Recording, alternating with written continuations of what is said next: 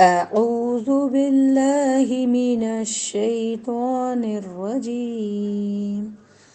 بسم الله الرحمن الرحيم. سورة الأنعام آية number 11 to 20. رب اشرح لي صدري ويسر لي أمري واحلل عقدة من لساني يفقه قولي. اللهم إني أسألك الهدى والتقى والعفاف والغنى. آمين يا رب العالمين. قل سيروا في الأرض ثم انظروا كيف كان عاقبة المكذبين. قل لمن ما في السماوات والأرض قل لله. كتب على نفسه الرحمة لا يجمعنكم إلى يوم القيامة لا ريب فيه. الذين خسروا أنفسهم فهم لا يؤمنون. وله ما سكن في الليل والنهار وهو السميع العليم. قل أغير الله أتخذ وليا فاطر السماوات والأرض وهو يطعم ولا يطعم. قل إني أمرت أن أكون أول من أسلم ولا تكونن من المشركين. قل إني أخاف إن عصيت ربي عذاب يوم عظيم. من يصرف عنه يومئذ فقد رحمه وذلك الفوز المبين. وإن يمسسك الله بضر فلا كاشف له إلا هو. وإن يمسسك بخير فهو على كل شيء قدير.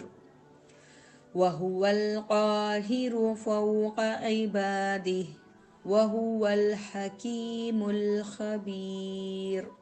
قل أي شيء أكبر شهادة قل الله شهيد بيني وبينكم. وأوحي إلي هذا القرآن لأنذركم به ومن بلغ.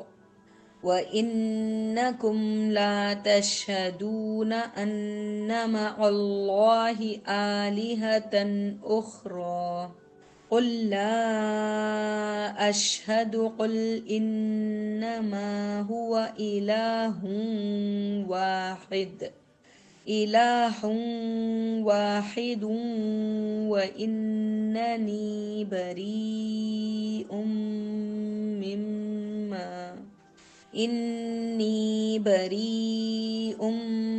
مما تشركون. الذين آتيناهم الكتاب يعرفونه كما يعرفون أبناءهم الذين خسروا أنفسهم فهم لا يؤمنون. ترجمہ: اس عذاب نے آ گھیرا جس کا وہ مذاق اڑاتے تھے۔ اے نبی کہہ دیجئے تم زمین میں گھوم پھرو پھر دیکھو جھٹلانے والوں کا انجام کیا ہوا۔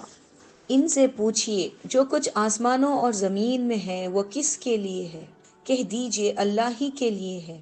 اس نے مخلوق پر مہربانی کرنا اپنے اوپر لازم کر لیا ہے۔ وہ قیامت کے دن تمہیں ضرور جمع کرے گا جس میں کوئی شک نہیں۔ جن لوگوں نے اپنے آپ کو خسارے میں ڈالا ہے تو وہ ایمان نہیں لاتے۔ رات کے اندھیرے اور دن کے اجالے میں جو کچھ ٹھہرا ہوا ہے وہ اللہ ہی کا ہے اور وہ سب کچھ سنتا اور خوب جانتا ہے۔ اے نبی کہہ دیجئے کیا میں اس اللہ کے سوا اور معبود بنا لوں جو آسمانوں اور زمین کو پیدا کرنے والا ہے اور وہ سب کو کھلاتا ہے اور اسے نہیں کھلایا جاتا۔ کہہ دیجئے بے شک مجھے حکم دیا گیا ہے کہ میں وہ پہلا شخص ہو جاؤں جو اسلام لایا اور آپ ہرگز مشرکوں میں شامل نہ ہو جائیے۔ کہہ دیجئے بے شک اگر میں نے اپنے رب کی نافرمانی کی تو میں ایک بہت بڑے دن کے عذاب سے ڈرتا ہوں۔ اس دن جس شخص کے عذاب ہٹا لیا گیا تو یقیناً اس پر اللہ نے رحم کر دیا اور یہی واضح کامیابی ہے۔ اور اگر اللہ آپ کو کوئی تکلیف پہنچائے تو اس کے سوا کوئی اسے دور کرنے والا نہیں، اور اگر وہ آپ کو کوئی بھلائی پہنچائے تو وہ ہر چیز پر خوب قادر ہے۔ وَهُوَ الْقَاهِرُ فَوْقَ عِبَادِهِ، اور وہ اپنے بندوں پر زوراور اور غالب ہے اور وہ خوب حکمت والا نہایت باخبر ہے۔ کہہ دیجئے گواہی کے طور پر کون سی چیز سب سے بڑھ کر ہے؟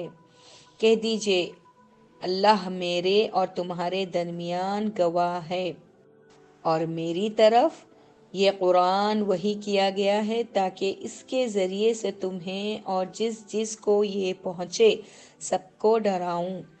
کیا تم اس کی گواہی دیتے ہو کہ اللہ کے ساتھ دوسرا معبود بھی ہے؟ کہہ دیجئے میں یہ گواہی نہیں دیتا، اور یہ بھی کہہ دیجئے کہ صرف وہی ایک معبود ہے اور بے شک میں اس سے بری ہوں جو تم شرک ٹھہراتے ہو۔ جن لوگوں کو ہم نے کتاب دی وہ اسے اسی طرح پہچانتے ہیں جس طرح اپنے بیٹوں کو پہچانتے ہیں، اور جن لوگوں نے اپنے آپ کو خسارے میں ڈالا تو وہ ایمان نہیں لاتے۔ اللہ اکبر۔ یہاں پر اللہ سبحانہ تعالیٰ آیت نمبر 11 میں فرماتے ہیں غور و فکر کی دعوت دی جا رہی ہے۔ یعنی نبی کریم صلی اللہ علیہ وسلم کو اور ہر دین کے داعی کو یہ حکم ہے کہ بلانے والوں کو جن کا آپ دعوت دے رہے ہو ان کے پہلے شعور کو، ان کی سوچ کو ابھارو۔ جس طرح اللہ تعالیٰ یہاں پر شعور کو ابھارتا ہے اور جگاتا ہے، فرماتا ہے کہ غور و فکر کرو، تم لوگ بلائنڈلی کیوں جھٹلاتے ہو؟ آپ صلی اللہ علیہ وسلم کی رسالت کو کیوں جھٹلاتے ہو؟ کیوں مذاق اڑاتے ہو ان کی باتوں کا؟ قرآن کو کیوں حق نہیں سمجھتے؟ اگر تم کو اتنا ہی اپنے آپ پہ ظلم ہے تو دیکھو، چلو پھرو، دیکھو پچھلے رسولوں کو جھٹلانے والوں کا کیا حشر ہوا، کیوں وہ تباہ کر دیے گئے۔ اللہ تعالیٰ نے حقارت کرنے والوں کو، رسولوں کو جھٹلانے والوں کو، اللہ کے احکامات کے خلاف جانے والوں کو صفحہ ہستی سے مٹا دیا۔ تو اللہ سبحانہ تعالیٰ وہی بات یہاں پر ان کو بتا رہے ہیں، اور اسپیشلی اہل مکہ جن راستوں سے تجارت کے لیے گزرا کرتے تھے، جیسے کہ میں نے لاسٹ ٹائم بھی فرمایا تھا کہ عاد اور سمود کی بستیاں ان کے لیے کوئی نئی بات نہیں تھی، بچہ بچہ جانتا تھا، اور یہ ساری چیزیں ان کو پتہ تھی کہ یہاں عذاب آیا تھا، کیا کچھ ہوا تھا۔ اسی لیے اللہ سبحانہ تعالیٰ کہتے ہیں ان سے عبرت پکڑو، دیکھو، غور کرو۔ اور اللہ سبحانہ تعالیٰ فرماتے ہیں سوچو تو صحیح، غور و فکر تو کرو، گزشتہ صدیوں میں اللہ سبحانہ تعالیٰ کے رسولوں کی تکذیب اور مخالفت کرنے والوں کا کیا انجام ہوا، دنیا میں انہیں کس قدر عبرتناک عذاب اور سزا دی گئی، اور آخرت کا دردناک عذاب اس کے علاوہ ہے۔ جبکہ دوسری طرف اللہ تعالیٰ نے کیسے اپنے پیغمبروں اور اپنے اہل ایمان بندوں کو دنیا اور آخرت کی کامرانیوں اور سعادتوں سے نوازا۔ اللہ سبحانہ تعالیٰ فرماتا ہے اللہ ہی خالق اور رازق اور منیم ہے، اللہ ہی رب ہے، مدبر ہے، خالق ہے، مصور ہے، چنانچہ اس کی اطاعت واجب ہے۔ اللہ تعالیٰ نے فرمایا کہ وہ آسمانوں اور زمین اور جو کچھ ان میں ہے ان سب کا مالک ہے۔ اس نے اپنی ذات گرامی پر رحمت کو لازم قرار کر لیا ہے، اور جیسا کہ ہم دیکھتے ہیں صحیح بخاری اور مسلم شریف میں حضرت ابو ہریرہ رضی اللہ عنہ سے مروی ہے کہ نبی کریم صلی اللہ علیہ وسلم نے فرمایا جب اللہ تعالیٰ نے مخلوق کو پیدا فرمایا تو اس نے اپنے پاس کتاب یعنی لوح محفوظ میں جو عرش کے اوپر ہے یہ تحریر لکھی، بے شک میری رحمت میرے غضب پر غالب ہے۔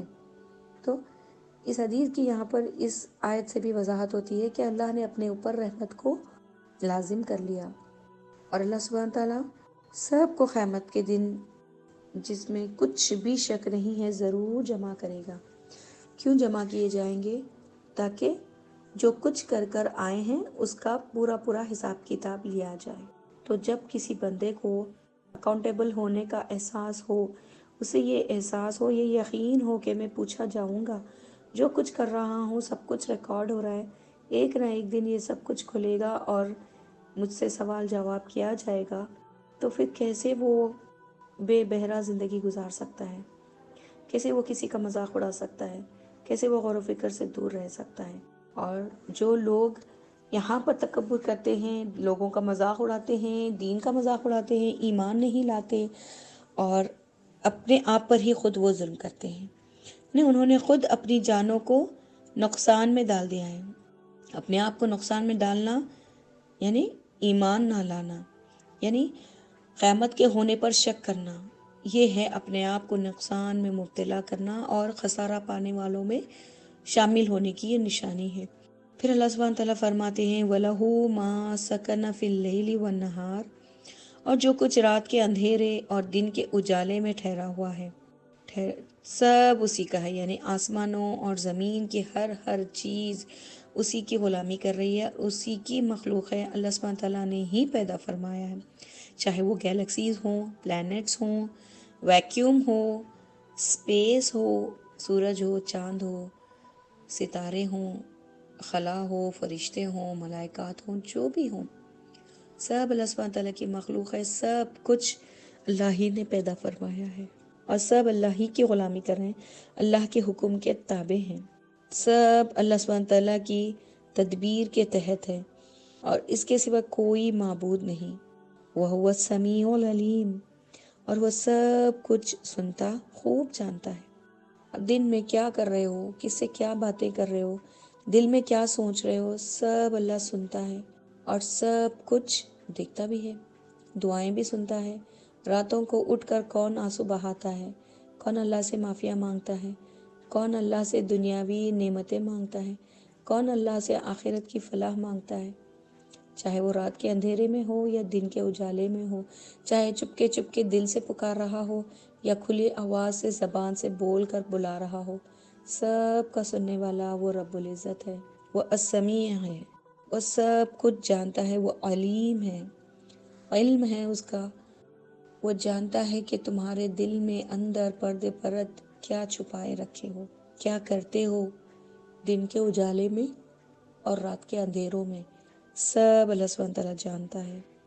پھر اللہ سبحانہ تعالیٰ نے اپنے بندے رسول اللہ صلی اللہ علیہ وسلم سے، جنہیں اس نے توحید عظیم اور شرع مستقیم کے ساتھ مبعوث فرمایا اور لوگوں کو اللہ کے سیدھے راستے کی طرف دعوت دینے کا حکم دیا، یہاں پر نبی کریم صلی اللہ علیہ وسلم سے مخاطب ہو کر اللہ سبحانہ تعالیٰ فرماتے ہیں کہہ دیجئے کیا میں غیر اللہ کی پیروی کروں، یعنی اللہ کے سوا کسی اور کو الہ بناؤں؟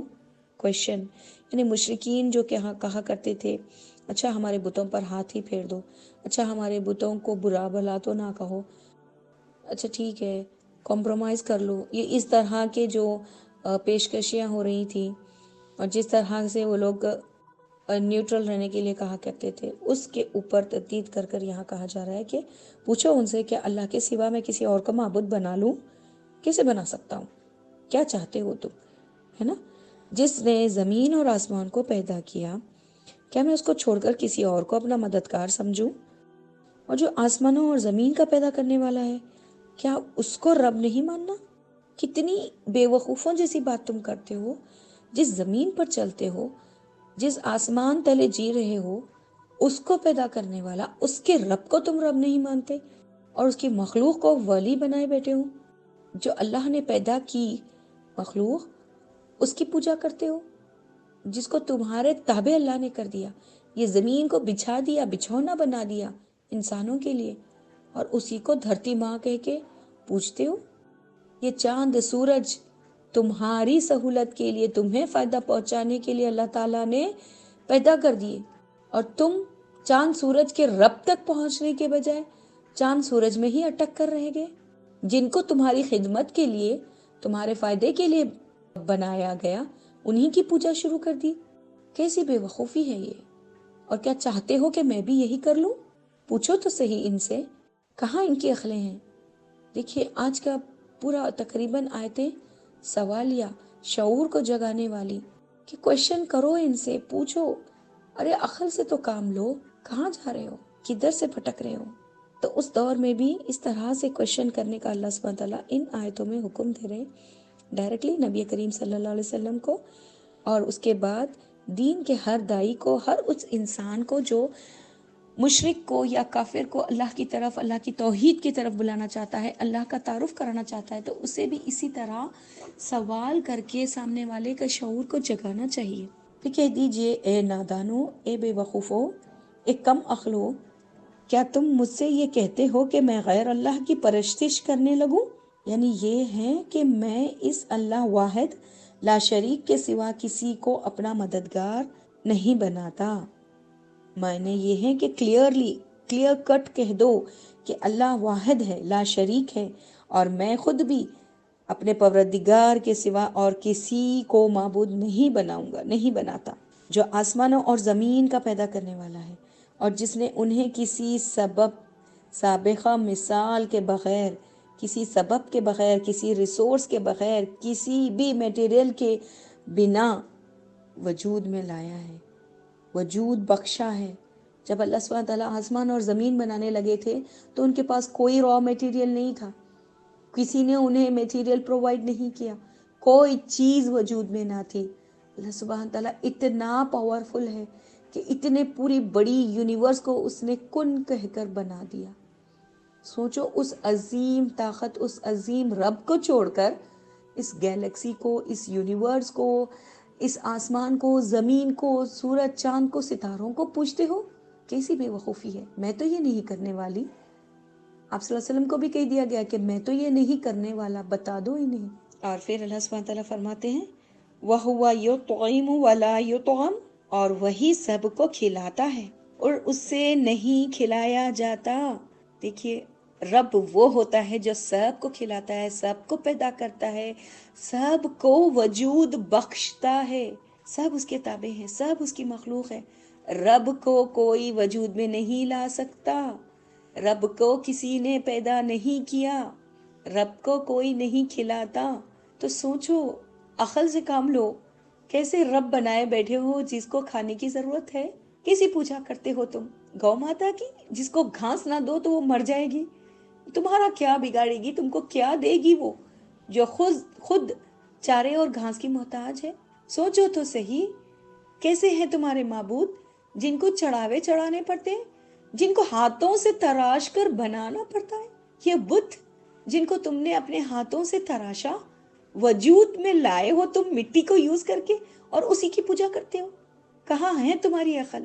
سوچو، یہ خدا نہیں ہو سکتے، یہ تو پانی میں رکھ دو گھل جائیں گے، توڑ دو ٹوٹ جائیں گے، یہ تمہیں کیا فائدہ دیں گے، تمہیں کیا پروٹیکشن دیں گے؟ پلٹاؤ اس رب کی طرف، لپکو اس رب کی طرف، دوڑو اس رب کی طرف جو تمہیں کھلاتا ہے، جو تمہیں وجود میں لایا ہے۔ اس کو کھلانے کے لیے تم نہیں جاتے، وہ ہے رب، حقیقی رب جس کو کوئی نہیں کھلا سکتا، جو نہ کھانے کا محتاج ہے، جو نہ کسی چیز کا محتاج ہے۔ وہ تمہاری عبادت کا بھی محتاج نہیں۔ یہ تو تمہارے فائدے کی بات ہے کہ تم اسے اپنا معبود مان لو، اس کی پوجا کرو، اللہ کی پوجا کرو، اس رب کائنات کے آگے جھک جاؤ، اس کو معبود مان لو، اس کو واحد لا شریک کہہ دو، دل کی گہرائیوں سے مان لو، یہی تمہارے لیے اچھا ہے۔ سوچنے کا مقام ہے، انسان اگر خالص ہو کر بنا کسی تعصب کے غور کرے، جسٹ اپنے کھانے پینے، اپنی روٹین کو سمجھے، غور کرے، تو وہ رب کو پالے گا، وہ اللہ کو پالے گا۔ وہ پھر کسی مٹی کے مورتی کے آگے پرساد نہیں پیش کرے گا، وہ کسی بندر یا کسی ہاتھی کے آگے ماتھا نہیں جھکائے گا. ان سب کو تو ہماری خدمت کے لیے پیدا کیا گیا. ارے ان کے پیدا کرنے والے کو رب مانو، وہی ہے حقیقی رب. اپنی ضد، اپنے آنکھوں پہ لگے کالے چشمے کو نکال کر سوچو، عقل کے ہوش کے ناخن لو اور اپنے دماغ کی کھڑکیوں کو کھولو اور غور و فکر کرو. تو رب وہ ہوتا ہے جسے کھلانے کی ضرورت نہیں پڑتی، جو کسی چیز کا محتاج نہیں ہوتا، وہ سب کو دیتا ہے. وہ اپنی ساری مخلوق کو تو رزق دیتا ہے، عطا فرماتا ہے، مگر وہ خود اپنے بندوں کا کھلایا جانے پر محتاج نہیں ہے. جیسا کہ اس نے فرمایا وَمَا خَلَقْتُ الْجِنَّ وَالْإِنسَ إِلَّا لِيَعْبُدُونَ مَا أُرِيدُ مِنْهُمْ مِنْ رِزْقٍ وَمَا أُرِيدُ أَنْ يُطْعِمُونَ إِنَّ اللَّهَ هُوَ الرَّزَّاقُ ذُو الْقُوَّةِ الْمَتِينُ. سورۃ الذاریات آیت نمبر 51 to 58. اور میں نے جنوں اور انسانوں کو اس لیے پیدا کیا ہے کہ میری عبادت کریں. میری مخلوق کی عبادت کے لیے نہیں پیدا کیا. یہ فرماتا ہے اللہ تعالیٰ کہ میری عبادت کے لیے انسان اور جن کو بنایا. میں ان سے طالب رزق نہیں ہوں، انتظار میں نہیں ہوں، نہ ہی میں ڈیمانڈ کرتا ہوں کہ یہ مجھے کھلائیں. نہیں، میں بالکل نہیں چاہتا کہ مجھے کھلائیں، مجھے ضرورت نہیں ہے. اور نہ یہ چاہتا ہوں کہ مجھے کھانا کھلائیں. بے شک اللہ ہی تو رزق دینے والا ہے، بہت مضبوط، بہت زوراور ہے. بعض نے ان الفاظ کو اس طرح بھی پڑھا ہے وَهُوَ يُطْعِمُ وَلَا يَطْعَمُ، یعنی وہ کھانا کھلاتا تو ہے مگر خود نہیں کھاتا.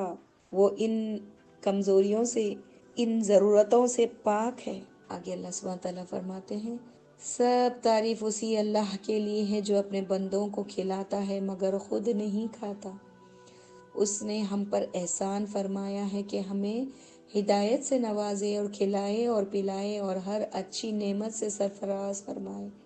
سب تعریف اللہ ہی کے لیے ہے جس کو کبھی خیر باد نہیں کہا جا سکتا، نہ اس کا بدلہ دیا جا سکتا ہے، نہ ناشکری کی جا سکتی ہے اور نہ بے نیازی اختیار کی جا سکتی ہے.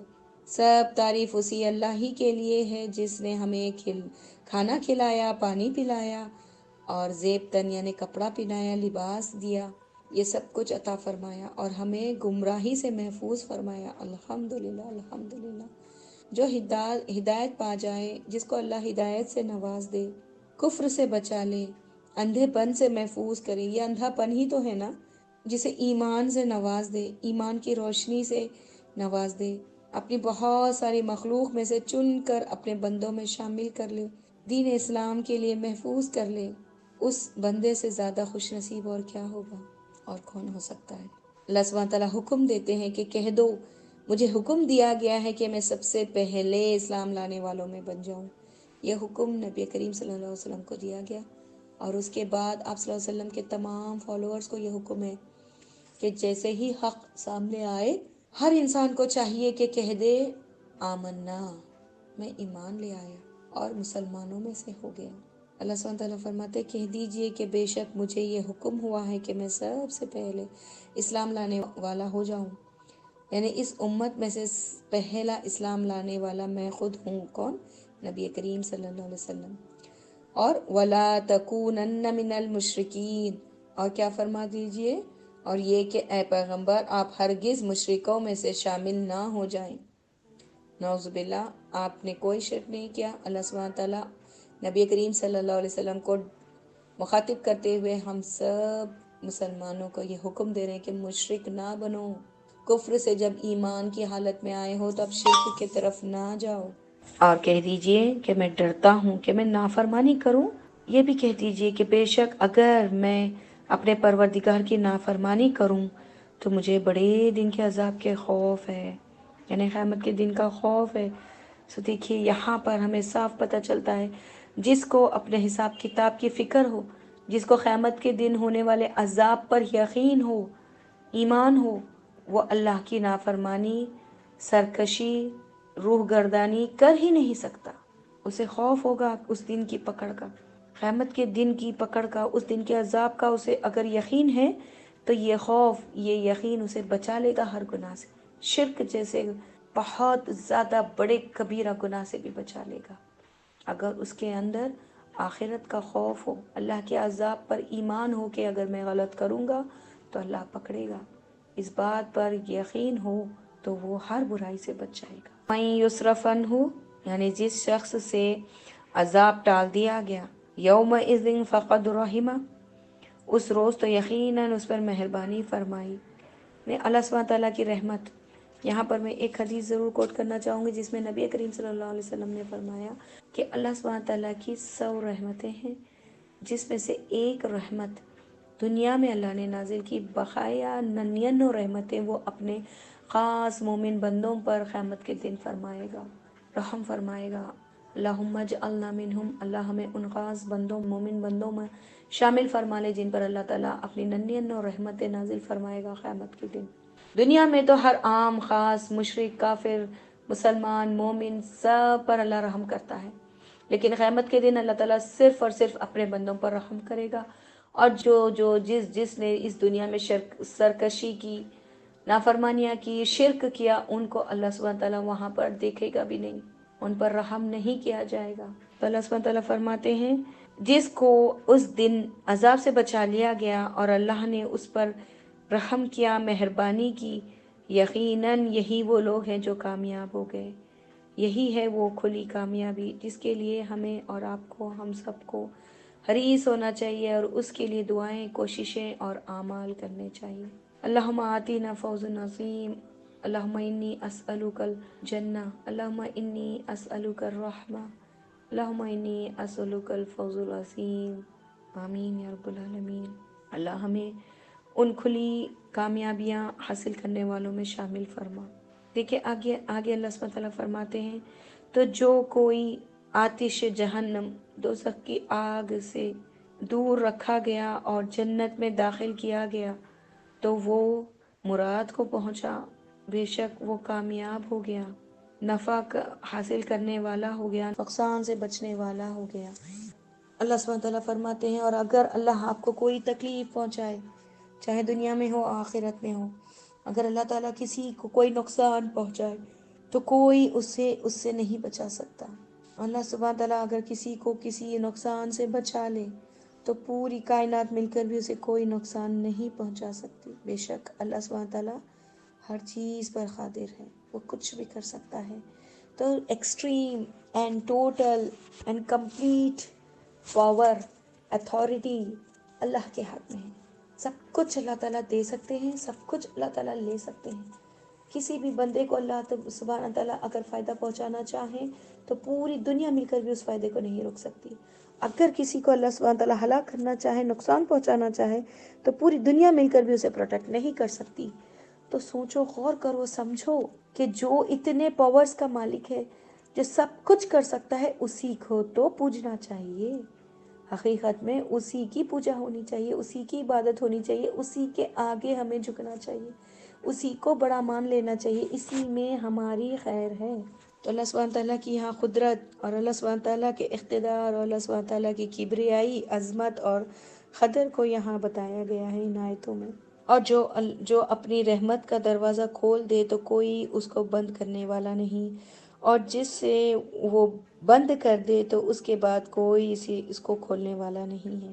نبی کریم صلی اللہ علیہ وسلم فرمایا کرتے تھے، اے اللہ، جو تو عطا فرمائے اسے کوئی روک نہیں سکتا، اور جو تو عطا نہ فرمائے اسے کوئی دے نہیں سکتا، اور کسی دولت مند کو اس کی دولت تجھ سے بچا نہیں سکتی، اسی لیے تو اس نے فرمایا ہے وَهُوَ الْقَاهِرُ فَوْقَ عِبَادِهِ، کوئی نہیں بچا سکتا، نہ دولت، نہ مال، نہ اولاد، نہ رتبہ، پوری کائنات مل کر بھی نہیں بچا سکتی اللہ کے عذاب سے۔ اللہ اپنے بندوں پر خوب غالب ہے، ہم اس کی مٹھی میں ہیں، تو ہماری خیر اسی میں ہے کہ ہم اسے بڑا مان لیں، اس کی عظمت، اس کی کبریائی کو دل کی گہرائیوں سے قبول کر اس کی بندگی میں جٹ جائیں۔ گواہیوں میں سب سے بڑی گواہی خود اللہ سبحانہ تعالیٰ کی گواہی ہے۔ کون سب سے بڑا ہے؟ صرف اللہ، اور وہ کافی ہے ہمارے اور تمہارے درمیان۔ ہمارا کام تھا، اللہ نے اپنے پیغمبر پر وحی نازل کی تاکہ وہ گناہ گاروں کو ڈرائیں عذاب سے، جس کے ذریعے وہ لوگ گناہ کر کے دوزخ کے مستحق ہو رہے ہیں، تو ان کو ان کے برے بدعمالیوں سے بچانے اور ڈرانے کے لیے پیغمبر کو بھیجا گیا۔ پیغمبر کا کام تھا کہ قرآن میں جو وعیدیں آئی ہیں، جو وارننگز آئی ہیں، اور جو خوشخبریاں آئی ہیں، اور جو احکامات آئے ہیں، جو کچھ بھی آیا ہے وہ لوگوں تک پہنچا دے۔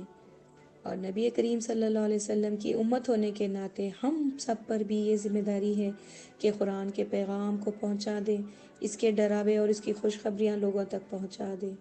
پھر اللہ واحد پر شکر اور اللہ واحد کو پکڑ کر توحید پر جمے رہیں اور اس کے ساتھ کسی کو شریک نہ ٹھہرائیں۔ اللہ ایک ہے، اس پر اس گواہی پر جم جائیں، اس کے ساتھ کسی کو شریک نہ کریں۔ الذین آتیناہم الکتاب، وہ لوگ جنہیں اللہ نے کتاب دی، یعنی اہل کتاب یہود اور نصارہ۔ پھر وہ جانتے ہیں کس کو؟ نبی کریم صلی اللہ علیہ وسلم کو ایسے جانتے ہیں جیسے اپنے بیٹوں کو جانتے ہیں، کیونکہ پچھلی تمام کتابوں میں آپ صلی اللہ علیہ وسلم کی بعثت کا ذکر ہے، آپ صلی اللہ علیہ وسلم کے بارے میں ان لوگوں کے بکس میں ڈیٹیلز آئی ہیں۔ وہ اچھے سے جانتے ہیں کہ کیا چیز تھی جس کے چلتے انہوں نے آپ صلی اللہ علیہ وسلم پر ایمان نہیں لائے، آپ کی بعثت کو مانا نہیں اور جھٹلا دیا۔ صرف اناد، تکبر، دنیا کی، عہدوں کی، مال کی محبت، اپنی جھوٹی کبریائی کا زوم، بدگمانی کہ میں بہت اعلیٰ ہوں، یہ چیزیں انہیں لے ڈوبی۔ تو آج ہمیں بھی غور و فکر کرنی چاہیے۔ آج ہم امت مسلمہ ہوتے ہوئے، آپ صلی اللہ علیہ وسلم کی امت ہوتے ہوئے، کیا ہم قرآن کا حق ادا کر رہے ہیں؟ کیا ہم آپ صلی اللہ علیہ وسلم کے ڈالی ہوئی ذمہ داری کو نبھا رہے ہیں؟ کیا ہم خود جانتے ہیں کہ قرآن میں کیا پیغامات آئے ہیں؟ کیا اللہ تعالیٰ کا حکم ہے؟ کس طرح سے زندگی گزارنا ہے؟ کس طرح سے دوسرے انسانوں تک اس پیغام کی رسائی کرنی ہے؟ ہم آج خود اپنے آپ کو اتنا ایجوکیٹ کر پائے ہیں کہ ہم جان لیں کہ اللہ تعالیٰ کیا کہتا ہے ہم سے؟ سوچنے کا مقام ہے۔ پھر کب یہ ذمہ داری کو پورا کریں گے؟ جب تک اللہ کی دی ہوئی ذمہ داریوں کو اور فرائض کو پورا نہیں کریں گے تب تک ہماری کوئی نجات نہیں ہے۔ دوزخ سے بچا کر جنت میں پہنچا دیا جانے والا ہی کامیاب ہے۔ تو ایسی کامیابی کے حریص ہونے چاہیے، اپنی جان، مال، اولاد، انا، ہر چیز کو قربان کرنے کے لیے تیار ہو جائیں تاکہ اللہ سے وہ فوز عظیم ہم حاصل کر سکیں۔ تو یہی چند مختصر سی آیات کے ساتھ ہم یہاں پر سٹاپ کرتے ہیں۔ آج کے ٹیک اوورز میں غور و فکر کریں، بہت ساری باتیں ہیں، جیسے کہ داعی اللہ کیا کرنا چاہیے؟ احسان کے طریقے سے اللہ کے میسیج کو لوگوں تک پہنچا دے، اور پھر بھی وہ غلط کریں تو ان کے لیے اعمال سے داعی کو کچھ گناہ نہیں ہوگا، اور وہ لوگ اگر بات نہیں سنتے ہیں تو ان کے کاموں سے برات کا اعلان کر دیں کہ میں تو اس سے مستثنا ہوں، میں آپ لوگوں کی اس بدعت، اس شرک، ان برے اعمالیوں میں شامل نہیں ہوں، اور پہنچا دیں اللہ کا میسیج اور دعائیں کریں ان کے لیے۔ یہی ہم کر سکتے ہیں۔ اور کس طرح مشرکین مکہ اور دنیا کے تمام مشرک اور کافروں کو جھنجھوڑا گیا ہے، نہیں مانتے نہ مانو، لیکن سچائی اپنی ذات میں خود کو واضح کرتی ہے۔ تم لوگ ضد، ہر درمی، انات، حسد، خود پسندی کا شکار ہو، اسی لیے خود کو ہلاک کر رہے ہو، خسارے میں ڈال رہے ہو، حق دیکھ کر بھی آنکھیں بند کر کے چل رہے ہو۔ تو جو ظلم کرتا ہے وہ کبھی کامیاب نہیں ہو سکتا۔ اللہ پر جھوٹ باندھنا سب سے بڑا ظلم ہے۔ آیات کا انکار ظلم ہے۔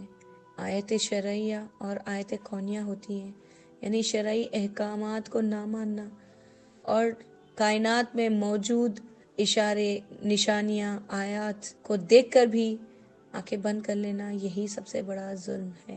اللہ سبحانہ تعالیٰ ہمیں اس طرح کے ظلم، اس طرح کے گناہوں سے بچائے، شرک سے پاک کر دے، بدعات سے بچائے رکھے، دجالی فتنوں سے اللہ سبحانہ تعالیٰ ہماری امت محمدیہ کی نسلوں کی اور ہم سب کی حفاظت فرمائے۔ اللہ سبحانہ تعالیٰ اپنے کلام پر عمل کرنے والا ہمیں بنا دے، اللہ سبحانہ تعالیٰ کی رضا والی زندگی گزارنے والا بنا دے، اور نبی کریم صلی اللہ علیہ وسلم کی امت ہونے کا حق ادا کرنے والیاں بنا دے۔ آمین۔ وآخر دعوانا وللہ الحمد۔ سبحانک اللہم وبحمدک، نشہد ان لا الہ الا انت، نستغفرک ونتوب الیک۔ سبحان ربک رب العزت عما یصفون، وسلام علی المرسلین، والحمد للہ رب العالمین۔